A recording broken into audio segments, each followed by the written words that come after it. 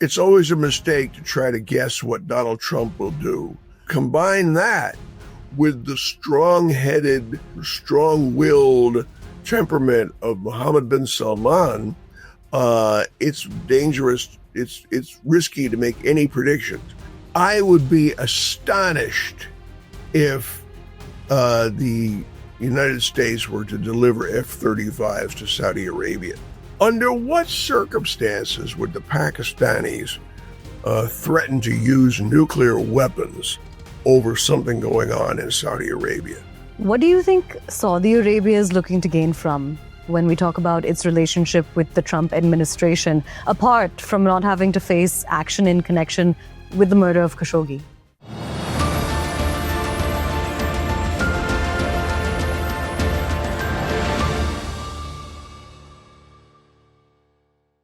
Hello and a very warm welcome to all. You're watching Hindustan Times and my name is Aayesha Varma. Saudi Arabia's Crown Prince Mohammed bin Salman, popularly referred to as MBS, is set to visit the United States. And he's also going to be meeting with Donald Trump at the White House on November 18th. It's an official working visit, and it also will serve to boost ties between the two partners. Joining us for a discussion on this is Mr. Thomas W. Lippman, a veteran journalist and author. Mr. Lippman, thank you for speaking with us. It's my pleasure to be with you. First up, the Abraham Accords, normalizing relations with Israel. But there's no Palestinian state at this point, which is one of Saudi Arabia's key demands. Will Trump try to put pressure on Saudi Arabia to join? Well, it's always a mistake to try to guess what Donald Trump will do, because he acts spontaneously and without much notice or preparation, and in ways that are still outside the norms of the presidency historically. He is susceptible to flattery and to negotiation, and he does not have the team of advisors around him who can put any kind of pressure on him to go one way or another. He knows what he wants, and if he can get it by flattery, he will. If he has to put pressure on, he will do that. It's always a dangerous, and so you combine that with the strong-headed, strong-willed temperament of Mohammed bin Salman. It's dangerous. It's risky to make any predictions. I do think there's one certainty, and that is that the Saudis are not going to move toward normalization with Israel, at least for a while, partly because of Gaza and partly because they have nothing to gain from doing that, except maybe the favor of Donald Trump. I'm curious, when we talk about Saudi Arabia and the United States, do you think that the two nations will be signing a new defense pact, possibly with F-35s included in the deal? I would be astonished if the United States were to deliver F-35s to Saudi Arabia. Remember that a weapons deal like that, even now that when Trump largely ignores Congress, a weapons transfer like that requires approval from Congress. And if there's any country in the world that has strong opposition in Congress, it's Saudi Arabia. I can't imagine that the Congress of the United States would approve a transfer of F-35 to Saudi Arabia. Furthermore, it's not at all clear that the Saudis have the pilots capable of flying those aircraft. Now, from one pact to another, let's talk a little bit about India's neighborhood. Saudi Arabia and Pakistan signed a mutual defense treaty with Pakistan's defense minister, Khwaja Asif, saying that they would give a nuclear umbrella to Saudi Arabia, among other key agreements. What is your take on the kind of ramifications that this could have, especially on a nuclear level? Well, there's a lot going on that needs to be dealt with here. Everybody, the Saudis included, of course, was shocked and dismayed by Israel's attack on Qatar. which is a close ally of the United States and Saudi Arabia's immediate neighbor. The idea of a Pakistani nuclear umbrella has been around for quite a while, but ask yourself, what is the value of that? Under what circumstances would the Pakistanis threaten to use nuclear weapons over something going on in Saudi Arabia? I can't imagine that would have any more than a symbolic or rhetorical value. What do you think Saudi Arabia is looking to gain from when we talk about its relationship with the Trump administration, apart from not having to face action in connection with the murder of Khashoggi?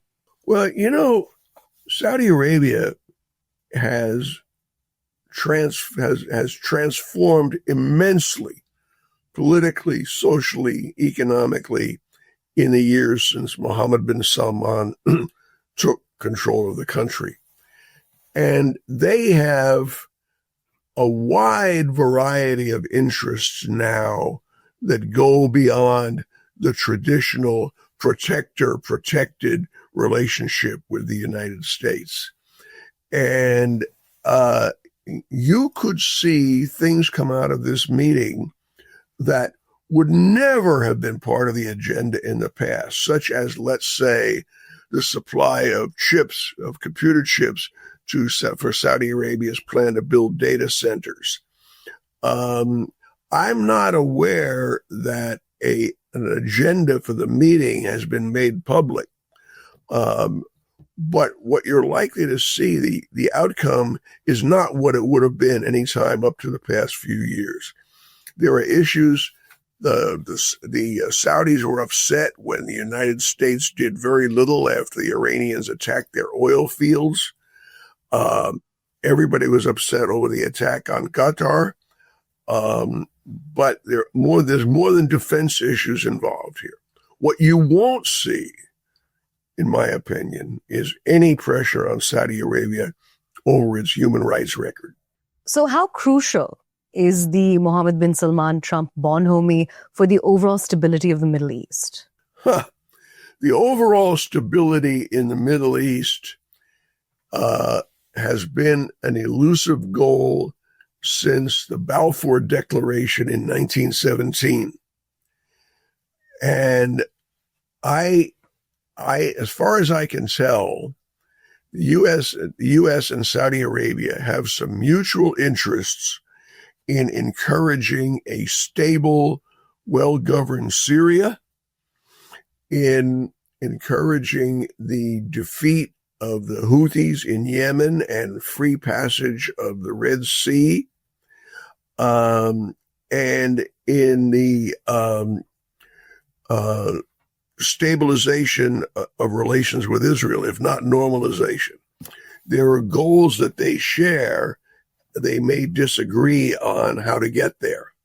What do you think Saudi officials need to do to manage U.S. media narratives and also enhance public diplomacy around the visit to ensure possibly favorable coverage and support within the American political landscape? Well, the Gaza war has really, in many ways, transformed the public perceptions and sentiments in the United States about the Middle East. It's the first time I've been writing about, thinking about the Middle East for many decades now, and I have never seen so much antipathy to Israel as I do today, particularly among the younger generation of Americans who don't remember the 1967 war, let alone the 1948 war. I'm really having trouble figuring out where we're going to go from here in terms of the overall regional structure and stability. But the imperatives that drove American policy for years may be shifting. All right, that's interesting. So when we also look ahead at the relationship that Saudi Arabia and the United States share, what are the other key areas of cooperation which you think are going to be on the table for both sides? Well, there again, things are different from what they were in the past. The United States today imports very little oil from Saudi Arabia. The only Saudi oil imported into the United States goes to a refinery that's the Saudis own, so they import their own oil to refine that. We don't need Saudi oil anymore. That is a fundamental distinction from the past many decades. And in fact, the United States today is a net exporter of petroleum products. So if we don't need their oil, what do we need from them? Well, we need business opportunities. Those are in the works. The Saudis are very eager to modernize their economy and bring it into the mainstream of global economic relations. But it's time to think about the U.S.-Saudi relationship in different ways from the way we've been thinking about it for these many decades. There are new and different issues and new and different attitudes. So what are the different issues that you think both sides need to focus on then?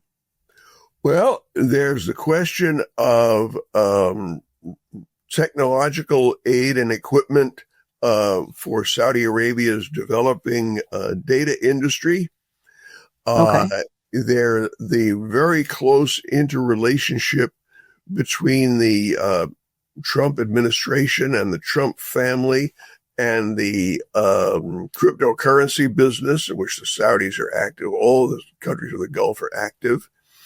There's a very multifaceted relationship across sports now in every way. All these issues, all these matters can be discussed that are not necessarily strategic, but they are part of a growing bilateral relationship that embraces whole new areas of endeavor from in the past. I don't know specifically what they're going to talk about, probably Syria, certainly Gaza. But I just read yesterday an analysis by a former U.S. ambassador to Saudi Arabia who said that the Saudis do not want to pick up the whole bill for reconstructing Gaza, especially since we don't know what the political future is there. So I don't know. Whatever comes out of this meeting will be a surprise to me. All right. Mr. Lippman, thank you so much for joining us and giving us some interesting key points to look forward to, especially as we look at this upcoming meet. It was my pleasure.